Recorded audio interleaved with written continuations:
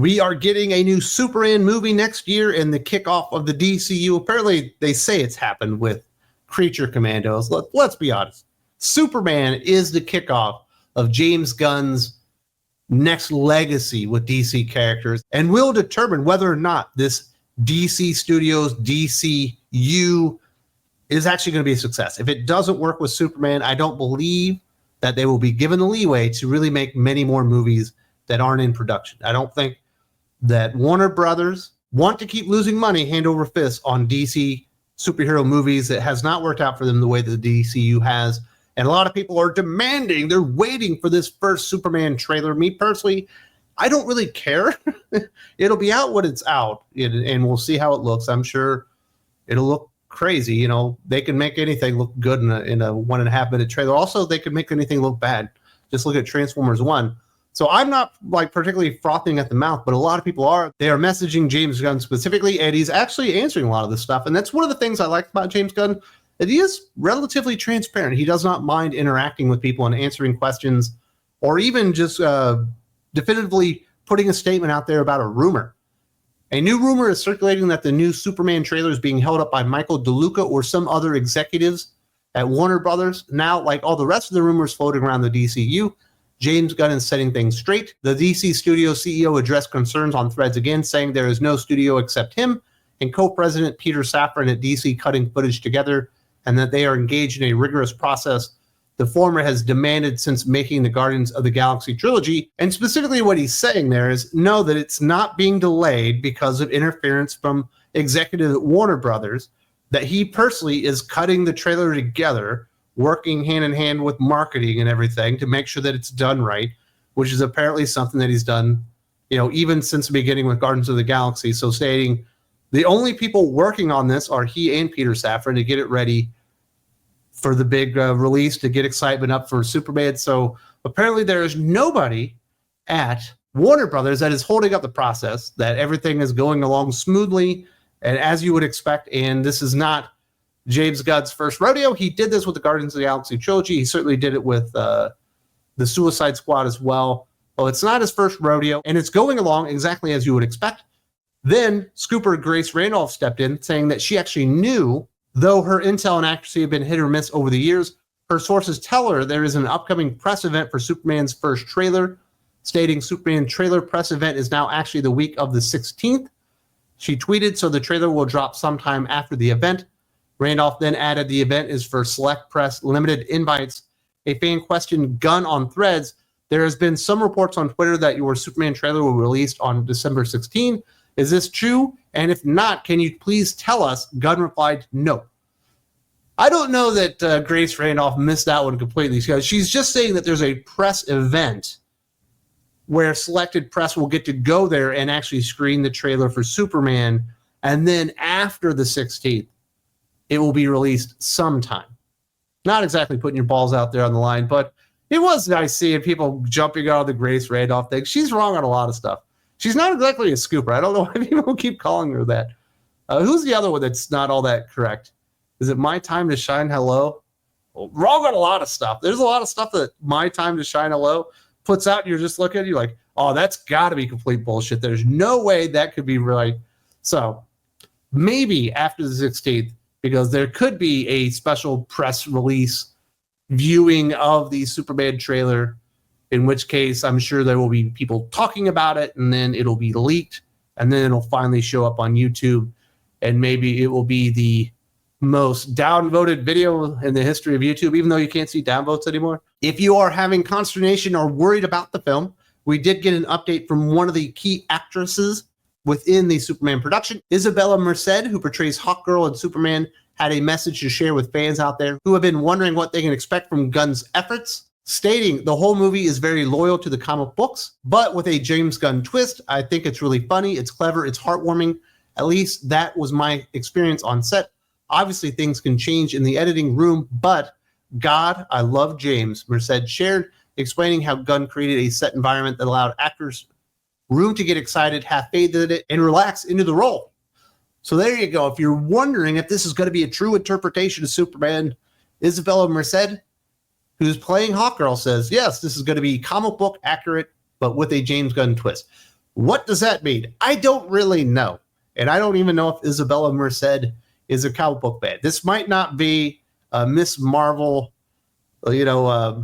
situation where the actress playing Miss Marvel ends up knowing more about the comic books than Kevin Feige himself, and is actually out there correcting him on stuff. But she believes it's comic book accurate, but with a twist.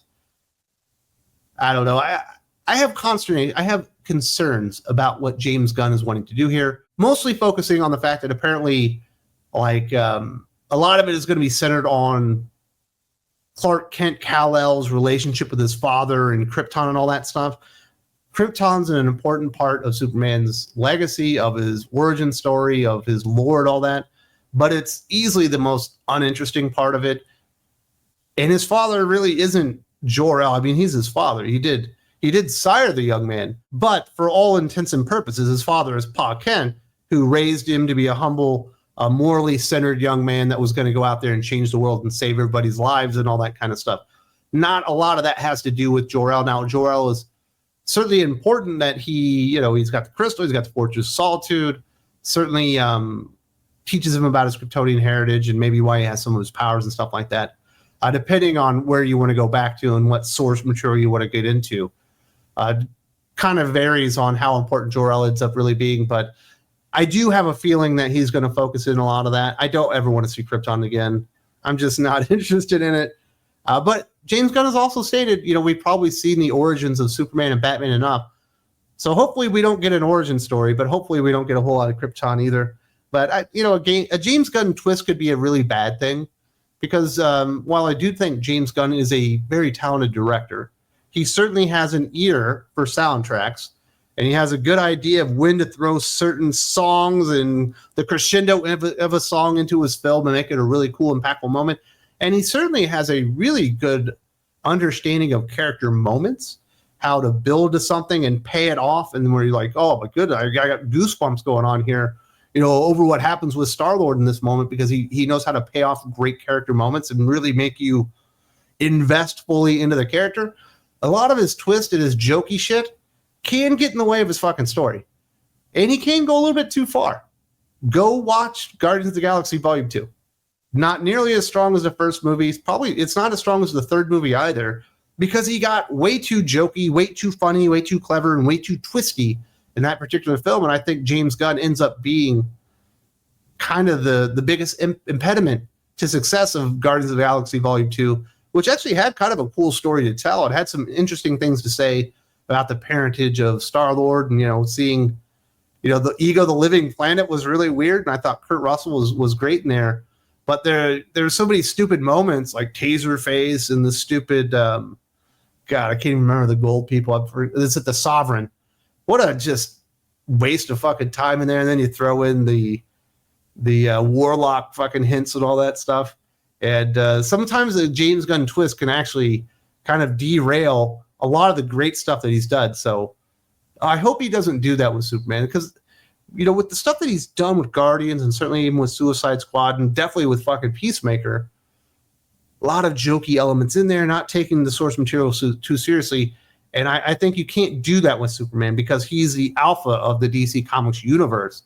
He's the first. He's the greatest superhero that ever was, just within maybe all of comic books, all of entertainment kind of thing. And there should be a level of reverence for the character. That doesn't mean there shouldn't be moments of levity or comedy in there, but I don't think you should be taking an enormous dump and pointing out kind of what a loser he is. And James Gunn has a tendency to do stuff like that. See also Peacemaker. I think the final episode of that, he basically starts making fun of Superman and Batman and stuff. There are also other rumors out there about reshoots. Superman director and DC studio CEO James Gunn cleared up whether the movie is going through reshoots or not, stating sort of on Threads when asked if it was true that Superman was undergoing additional filming. Not a few days. We're doing a day and a half of pickup shots, no scenes, no reshoots, just a handful of individual shots to enhance the film. So while additional material is being shot, it doesn't sound like it's anything that would be substantially changing to the film. Instead, it's extra shots to slot into the movie. So this is not a Captain America Brave New World situation, or even some of the other Zack Snyder DCEU films where there were significant reshoots because elements of the story weren't working. It sounds like James Gunn likely had nailed down the script that he wanted. Obviously, he wrote it and basically got most of the filming done that he wanted, except there are like a few shots that were necessary probably to transition from one scene to another, or maybe show, the extent of damage or something happening in a scene. Like as far as I understand it, and I'm not a film director, I'm a movie fan. I'm certainly a comic book critic. When I hear pickup shots, it's like wide scenes or showing a street and stuff like that. Not anything really with the characters or anything really pertinent to the plot itself, but it is important to the storytelling to kind of connect things, or maybe you need to show the after effects of something happening to a storefront, like if it was blown up. Maybe the shot that you got wasn't at the right angle, or it didn't show enough damage or something like that. Maybe you have to go in there and do something a little bit different because it doesn't quite work out when you're kind of piecing the movie together in edit, in post-production, all that stuff. So it sounds like what he wanted to film, as far as the story goes and with the actors and the story that he wanted to tell, it all went swimmingly according to James Gunn. There will be no reshoots, just pickup shots. So I think that's probably a good thing.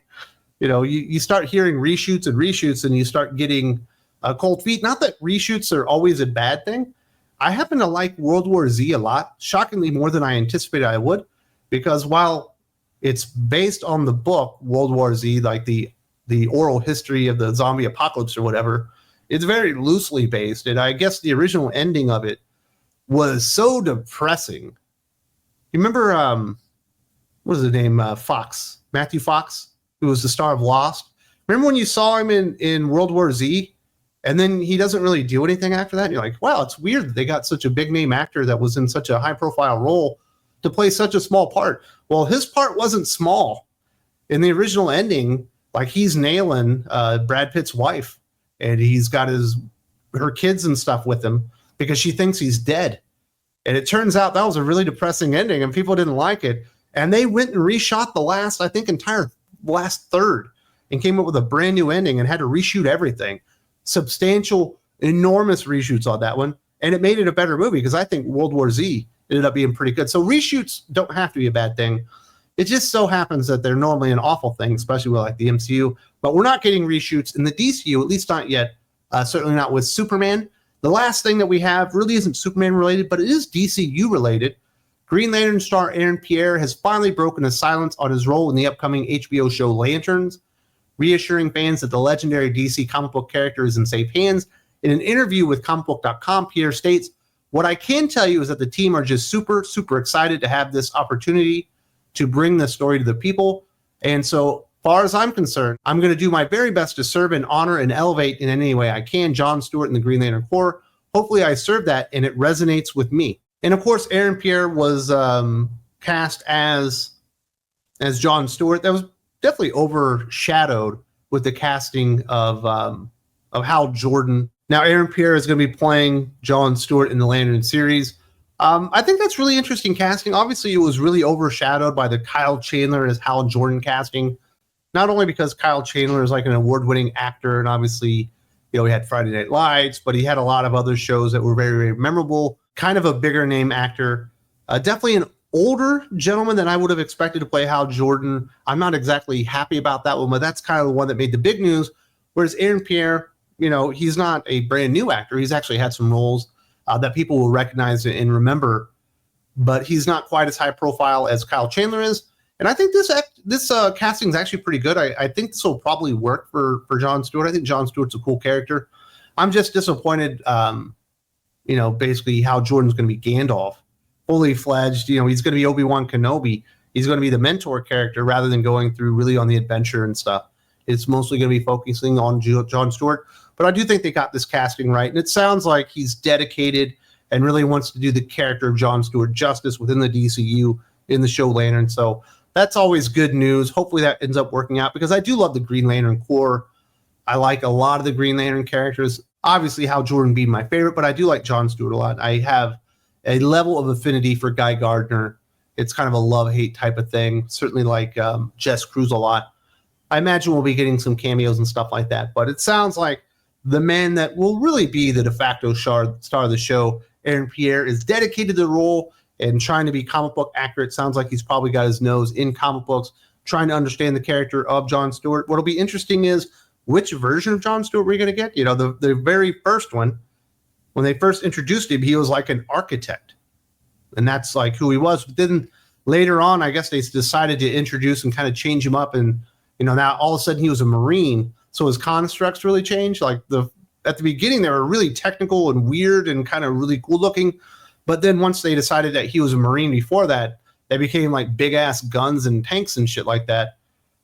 I hope actually they just kind of go with the architect route, because that really distinguished the character, made him really different from a lot of other Green Lanterns out there.